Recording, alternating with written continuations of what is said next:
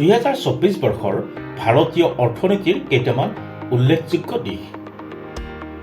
GDP বৃদ্ধি, শক্তিশালী বৈদেশিক বিনিয়োগৰ মজুত আৰু অভিলেখ সৃষ্টিকাৰী প্ৰত্যক্ষ বিদেশী বিনিয়োগৰ প্ৰৱাহে 2024 বৰ্ষটোৰ সফলতাক চিহ্নিত কৰে যদিও উচ্চ মুদ্ৰাস্ফীতি, খৰচৰ গতি মন্থৰ হোৱা আৰু জিডিপি বৃদ্ধিৰ পূৰ্বাভাসৰ নিম্নগামী পুনৰীক্ষণে সমগ্ৰ বছৰটোত দেশৰ অৰ্থনৈতিক নীতি নিৰ্ধাৰক আৰু বিশ্লেষকসকলৰ মাজত যথেষ্ট চিন্তাৰ সৃষ্টি কৰিছিল।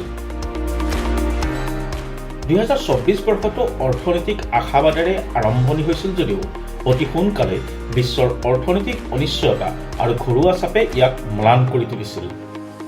এই সকলোবোৰৰ মাজেৰে ভাৰতীয় অৰ্থনীতিয়ে গাঁথনিগত সংস্কাৰ, বিত্তীয় বিচক্ষণতা আৰু স্থিতিস্থাপকতাৰ মিশ্ৰণেৰে 2024 বৰ্ষত আগবাঢ়ি গৈছিল।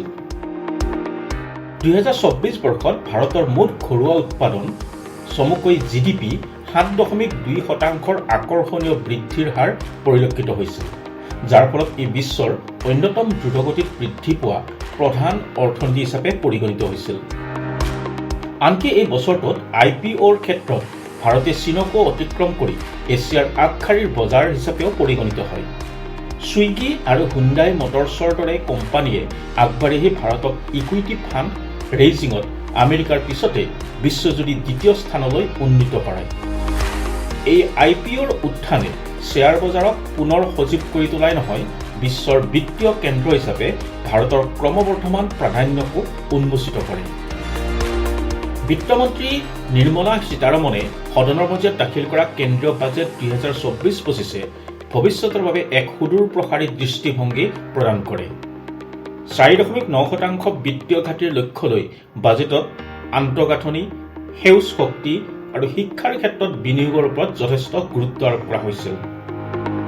এই ব্যৱস্থাসমূহৰ বিভিন্ন খণ্ডত লাখ লাখ নিয়োগ সৃষ্টি কৰাৰ লগতে বহনক্ষম বিকাশৰ বাবে যুগুত কৰা হৈছিল। চলিত বৰ্ষটোত অন্যতম উল্লেখযোগ্য প্ৰত্যাহ্বান আছিল ভাৰতীয় টকাই প্ৰতি আমেৰিকান ডলাৰৰ বিপৰীতে সৰ্বকালৰ নিম্নতম 85.25 টকাত উপনীত হোৱাটো। বাণিজ্যিক ঘাটি বৃদ্ধি আৰু মূলধনৰ প্ৰৱাহ মন্থৰ হোৱাৰ ফলত এই মূল্য হ্ৰাসে দেশৰ বাহ্যিক একাউণ্টৰ দুৰ্বলতাৰ ওপৰত গুৰুত্ব আৰোপ কৰিছিল। বছৰৰ পিছত বছৰ ধৰি 18.4% বৃদ্ধি পোৱা বাণিজ্যিক ঘাটিয়ে ৰপ্তানি বৃদ্ধি আৰু আমদানি ফলপ্ৰসূভাৱে পৰিচালনাৰ বাবে নীতিগত হস্তক্ষেপৰ প্ৰয়োজনীয়তাক আৰু অধিক উজ্জ্বল কৰি তুলিছে। বছৰটোৰ মুদ্ৰাস্ফীতি ধাৰাবাহিকভাৱে চিন্তাৰ বিষয় হৈয়ে থাকিল। খাদ্য আৰু ইন্ধনৰ মূল্য বৃদ্ধিয়ে বিশেষকৈ ভাৰতৰ গ্ৰামাঞ্চলত বসবাস কৰা পৰিয়ালসমূহৰ ওপৰত প্ৰভাৱ পেলাইছিল। উচ্চ মুদ্ৰাস্ফীতিৰ হাৰে ভাৰতীয় ৰিজাৰ্ভ বেংকক মূল্যৰ স্থিতিশীলতাৰ সৈতে বৃদ্ধিৰ আকাংক্ষাৰ মাজত ভাৰসাম্য ৰক্ষা কৰি সতৰ্ক মুদ্ৰানীতিৰ স্থিতি গ্ৰহণ কৰিবলৈ বাধ্য কৰাইছিল। শ্বেয়াৰ বজাৰতো এটা অশান্ত বছৰ দেখা গ'ল। নিৰ্বাচনৰ পিছৰ অস্থিৰতাই বছৰৰ শেষৰ ফালে ক্ৰমাৎ সুস্থিৰ হোৱাৰ পূৰ্বে বিনিয়োগকাৰীৰ আস্থাক কঁপাই তুলিছিল।